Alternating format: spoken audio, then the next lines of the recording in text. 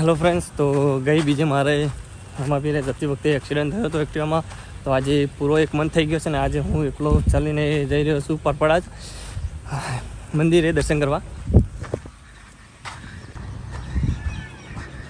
આમ તો ઘરેથી નીકળ્યો ત્યારે એકલો હતો અને એક સાથ મળી ગયો છે મારા ભરતભાઈનો, જે આગળ ચાલી રહ્યા છે, જોઈ શકો છો.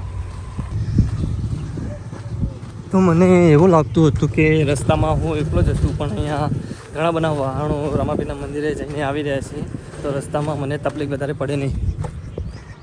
આ ગુડી લઈને ડાલુ લઈને આવી રહ્યા છે. હેલો ફ્રેન્ડ્સ, તો અહીંયા જ્યાં 2 રસ્તા પડતા હતા અહીંયાથી સીધો એક રોડ બની ગયો છે. તો એ જગ્યા પર હું આવી ગયો તો ફાઇનલી અમારા ચડોદર ગામથી બહાર આવી ગયો છું, જોઈ શકો તો અમારા જે પેલા ભરતભાઈ જઈ રહ્યા છે ત્યાં જૂનો રસ્તો હતો, અહીંયા હું ચાલી રહ્યો છું એ નવો રસ્તો છે. તો અહીંયા રોડ બને છે.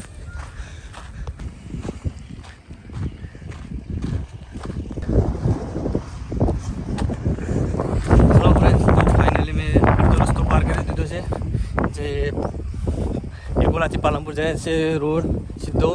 તો ત્યાં આવી ગયો છું કમ્પ્લીટ, અને અહીંયાથી આગળ જવાનું છે ને મને તરસ લાગી છે. તો સામે પાણીની પરબ છે, તો હું પાણી પીને પછી આગળ નીકળીશ.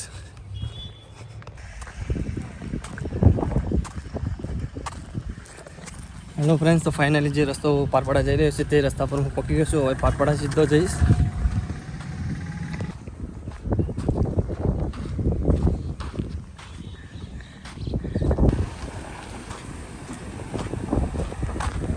હેલો ફ્રેન્ડ્સ, તો ફાઇનલી પારપડા ગામમાં હું પહોંચી ગયો છું, અને પગે મને 4 ફ્રેક્ચર છે, તો દુખાવો પણ જબર થઈ રહ્યો છે, પણ હિંમત નહીં હારું. મને વિશ્વાસ છે મારા બાબારી ઉપર, મને કમ્પ્લીટ મંદિરે પહોંચાડીને દર્શન થઈ જશે. તો હું ફાઇનલી પારપડા ગામમાં આવી ગયો છું.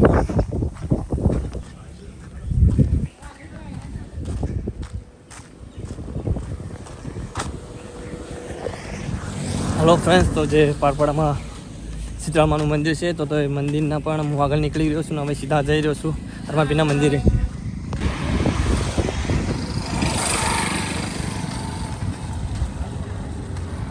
હેલો ફ્રેન્ડ્સ, તો હું ફાઇનલી રમાપીરના મંદિરે આવી ગયો છું. તો અહીંયાથી થોડું જ દૂર છે, તો હું જલ્દી પહોંચી જઈશ મંદિરે.